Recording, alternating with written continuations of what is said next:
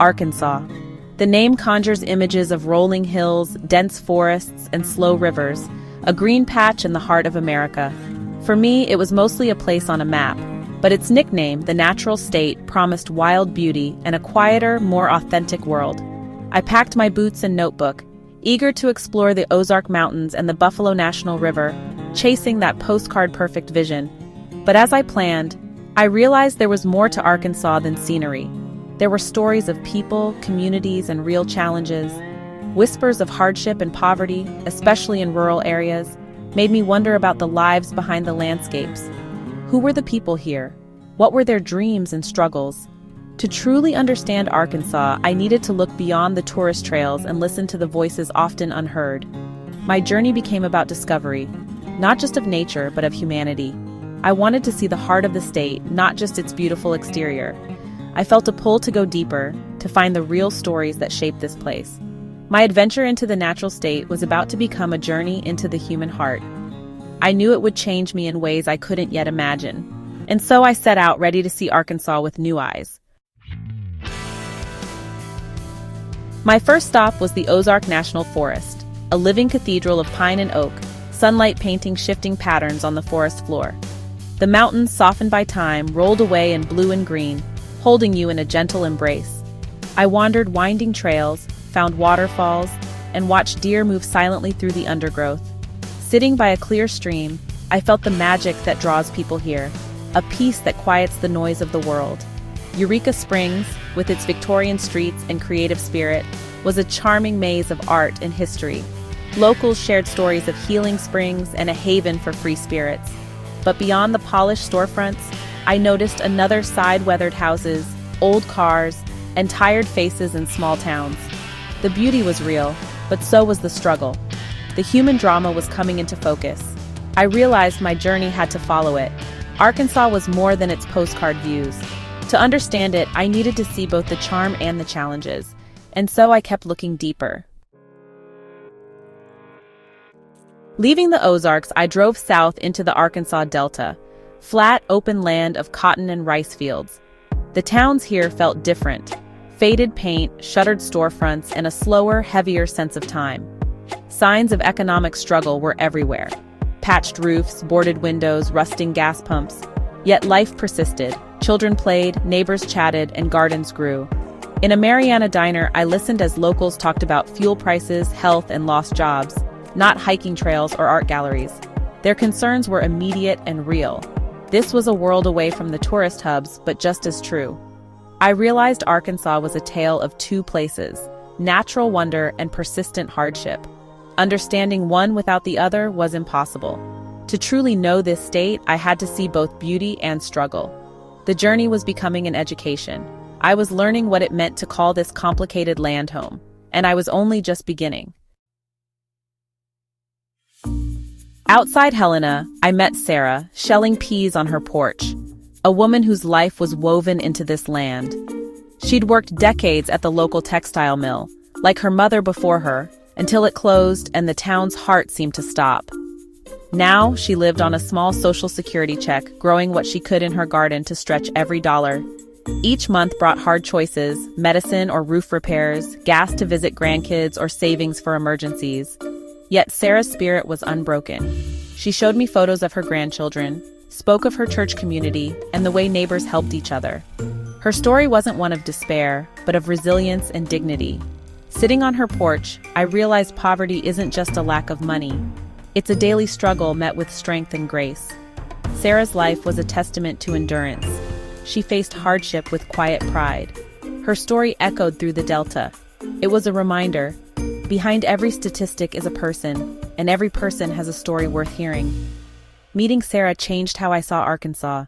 It made the struggle real, and it made the resilience unforgettable. Sarah's story pushed me to look at the bigger picture. Arkansas has one of the highest poverty rates in the U.S. Nearly 1 in 6 people live below the poverty line. In the Delta, the numbers are even starker, especially for children. Some counties see over 40% living in poverty. These aren't just statistics. They're parents skipping meals, young people leaving for opportunity, and elders choosing between medicine and bills. The cycle is hard to break. rooted in economic shifts and industrial decline. The quiet streets and closed factories I saw made more sense. The beauty of the landscape was now set against a backdrop of need. Understanding these facts gave context to the stories I heard. It wasn't about blame, it was about seeing the whole picture. The weight of these numbers was heavy, but it strengthened my resolve to listen, learn, and share what I found. Arkansas's challenges were real, but so was its spirit. In a Delta town, I found a small community center, a lifeline for many. Inside, volunteers ran a food pantry, after-school programs, and job assistance. Carol, the director, showed me shelves stacked with food for over 200 families each month. The need was immense, but the atmosphere was one of dignity and respect. People weren't treated as charity cases, they were neighbors. I watched volunteers offer extra vegetables, teachers help with homework, and laughter fill the rooms. The center was more than a resource, it was a beacon of hope. Funding was always a struggle, but the work continued, powered by compassion and determination. Carol's story and the center's mission showed the power of community. Even in hardship, people reached out to help each other. It was a testament to the human spirit. In places with so little, kindness was everything. The longer I stayed, the more I saw the quiet strength holding these towns together. Resilience was everywhere, in neighbors fixing cars, church members sharing food, and the simple acts of looking out for one another. At a high school football game, the whole town gathered, united in pride and joy, if only for a night. Community was their true wealth. I saw it in music too. Folk and blues played in old halls, stories of love, loss, and hard work passed down through song. This wasn't just entertainment, it was heritage, identity, and resistance to change. Arkansas's greatest treasure was its people's strength, forged in hardship and shared through generations. When resources are scarce, human connection becomes the most valuable currency. Compassion, culture, and commitment to each other define these communities. True wealth wasn't measured in dollars, but in solidarity.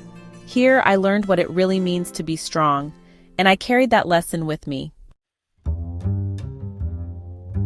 My idea of beauty changed as I traveled Arkansas. At first, it was the postcard-perfect Ozarks and rivers.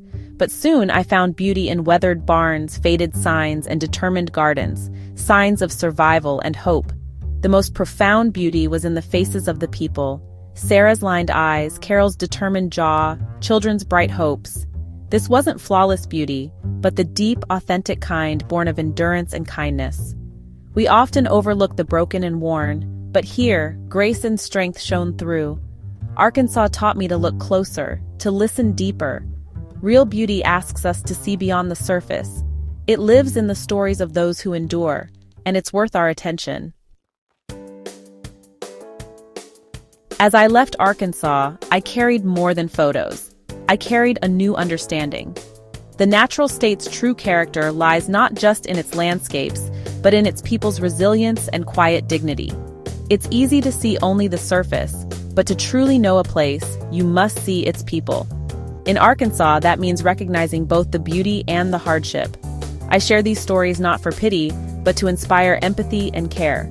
People like Sarah and Carol want opportunity, fairness, and to be seen, not pity. Their stories are part of the American story and deserve respect. If you visit, look for beauty in the landscape and in the people. Stop in small towns, eat at local diners, listen to the stories. See the whole picture, both light and shadow. When we care about the people behind the scenery, we connect. In that connection, we find our shared humanity. And maybe we find the inspiration to help make the world a little kinder for everyone.